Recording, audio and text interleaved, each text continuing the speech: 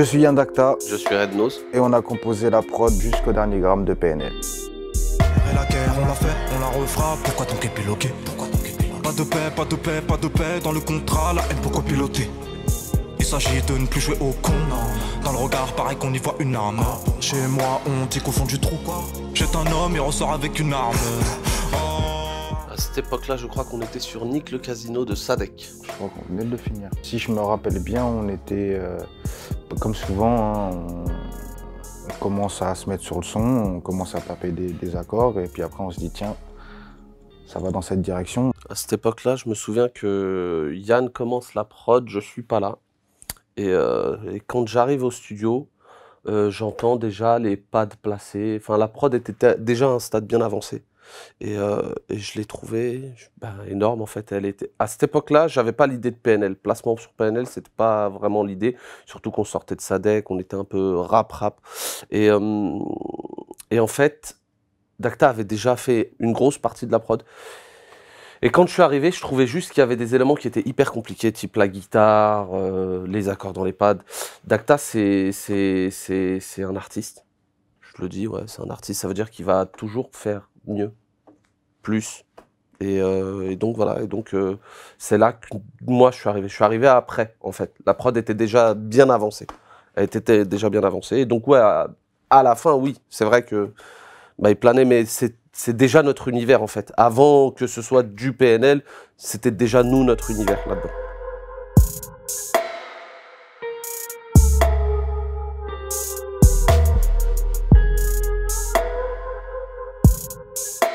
De base, on est parti sur un pad.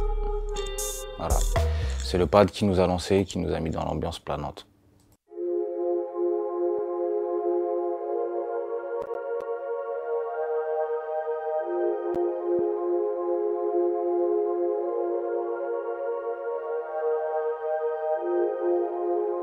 Derrière, c'était pad, donc accompagnement, mélodie principale. Donc moi j'étais parti sur une guitare de basse qui a été changée, mais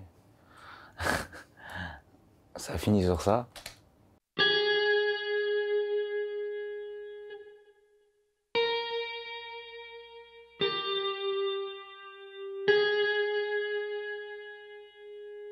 Je trouve que une petite guitare avec une reverb directement, ça fait très fly en fait. Donc c'était ça.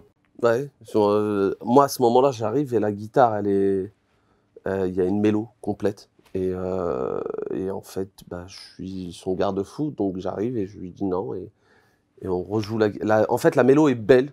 Elle est belle pour un solo de guitare, qui a d'ailleurs fini sur la prod, la version longue, en fait, d'une demi-heure. Mais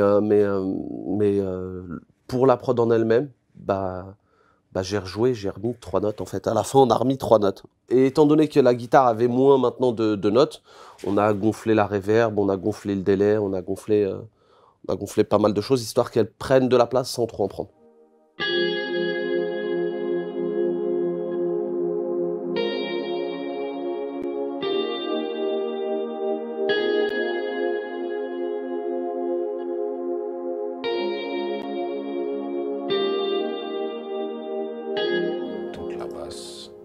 Qui est une basse de chez Nexus.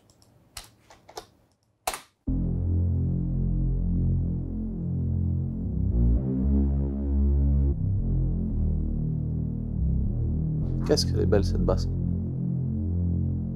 Ce qui se fait aujourd'hui, entre guillemets, souvent c'est de jouer un 808 sur un pied, en fait. Ça se fait, aujourd'hui c'est très commun. On met le pied, le 808, il joue exactement en même temps que le pied. Et en fait, là en fait c'est tout l'inverse. En fait, Yann joue la ligne de basse. Et donc à ce moment-là, on écoute et on trouve ça beau. Parce qu'au final, ça va pas se retrouver sur le pied, c'est différent, c'est autre chose. Et donc ça donne ce côté fly encore, ça fait voler encore plus en fait. Après, une fois qu'on a l'essentiel de partie harmonique, on passe vite à la rythmique. Alors, c'était ces 3 éléments-là.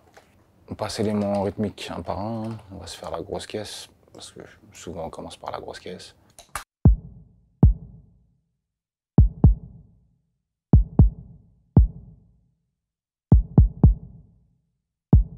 En fait, c'est un kick avec beaucoup d'attaques. Et derrière, on a mis une petite reverb histoire de lui donner un peu de coffre. Et donc du coup ça fait un pied qui a de la pêche mais qui fly un peu en fait. Il y a un côté... J'avais commencé par installer le côté ambiance dans la rythmique. Donc ça veut dire tout ce qui est second plan. Enfin, dans la caisse claire c'était ça, là c'est la caisse claire du second plan. Histoire de donner le côté directement fly et large.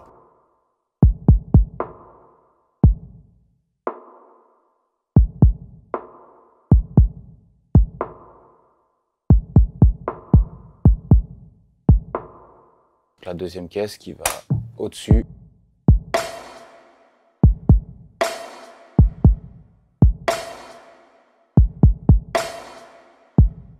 On a une caisse claire pour le grave, donc c'est la première que je vous ai fait écouter pour le côté large. La deuxième dans l'aigu et la dernière c'est un charlet ouvert histoire de donner une attaque métallique, que ça fasse très tch, tch, parce que les deux autres ça fait une très belle ampleur mais il nous manque de l'agressivité. On se passe au charlet maintenant.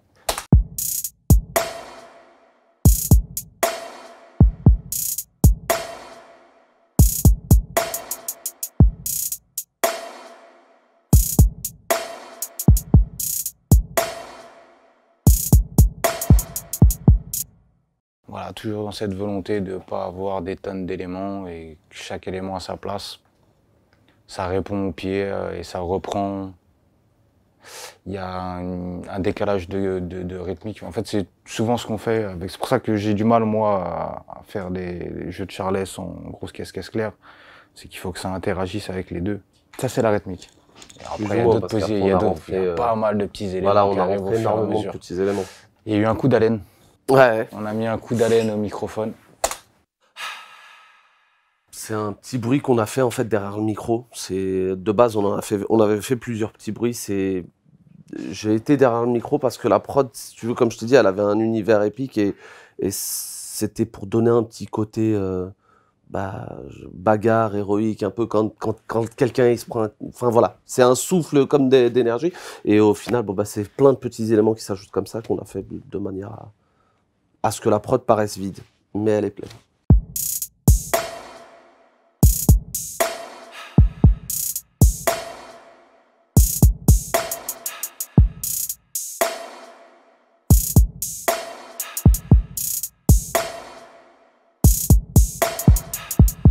On a mis des layers sur les caisses encore.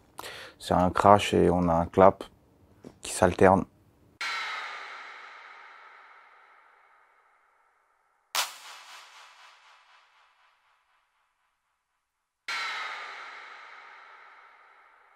Le clap qui fait ce petit mouvement, c'est un rappel en fait de, je sais pas si vous vous souvenez, souvent quand il y a des ralentis sur des mecs qui courent, ça fait c'est très ça. En fait, tout le jeu c'est ça, et ça donne un effet ça donne un souvenir de c'est au ralenti, c'est lent, ça vole, ça fly.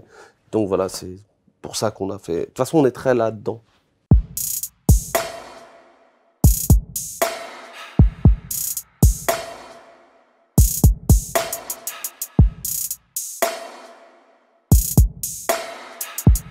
Ça apporte vraiment le côté épique, quoi.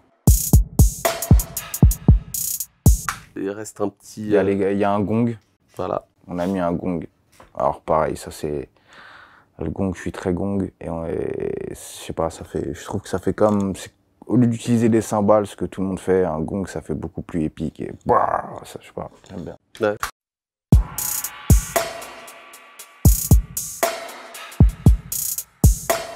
Là, c'est la cloche.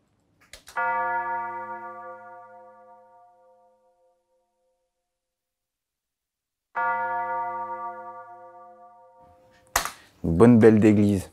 C'est ça. La cloche, en fait. La cloche, c'est... à cette époque-là, en 2016, c'était déjà plus à la mode, la cloche. Mais on parle pas de mode, en fait.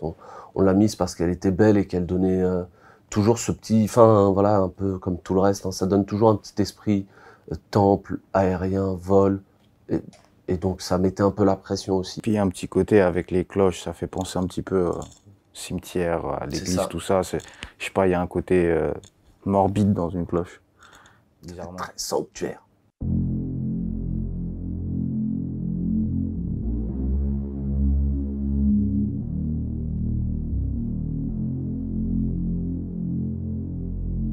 Attends, c'était quoi, lui? Le 808 Warfare. Eh oui. Encore un layer de basse. C'est bien ça. On a fait beaucoup de layers sur cette prod. C'est pour ça qu'en fait elle sonne si bien. C'est qu'en fait elle est vide mais elle est pleine à mort.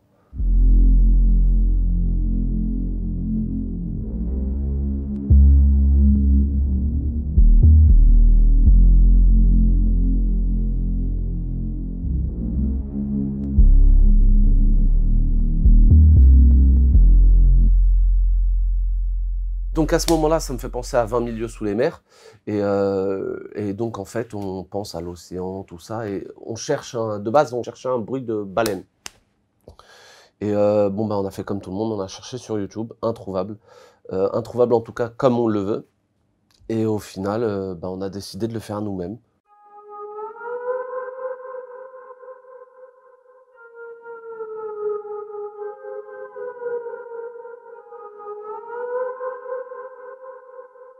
Je suis sûr qu'elle peut parler aux vraies baleines.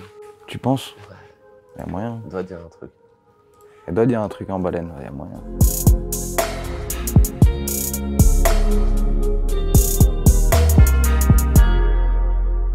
Alors une fois qu'on a tout, bah, ça donne ça.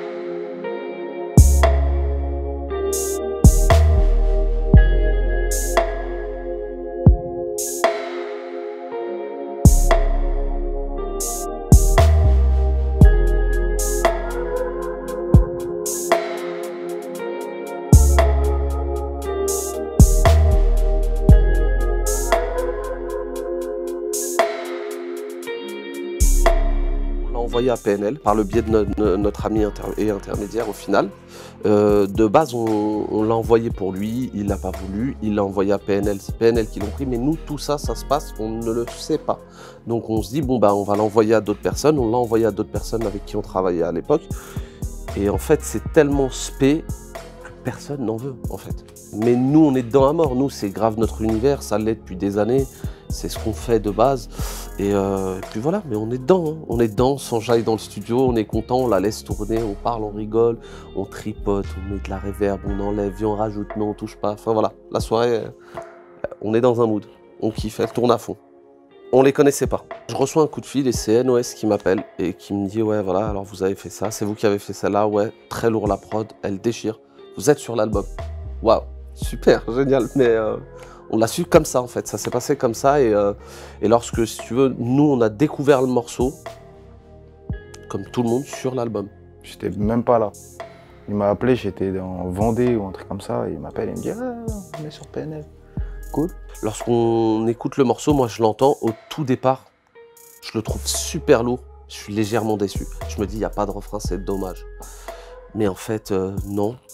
En fait, non, c'est justement le fait qu'il n'y ait pas de refrain, bah, ça l'a sacralisé en fait, ça l'a rendu monstrueux. Les voix, les placements, les ambiances, elle était faite pour eux. Et l'interprétation, elle est parfaite, les paroles sont parfaites. Enfin voilà, le son, il veut dire un truc. Je pense que les gens, ils se risquent pas trop à aller sur le terrain de PNL. Ils le font tellement bien que voilà. Après, si, on a eu quelques demandes, mais en général, le style de PNL, c'est un peu sacralisé en France hein, maintenant. La cloud, c'est devenu PNL. C'est notre carte de visite. Même à l'heure actuelle, ça reste une belle carte de visite.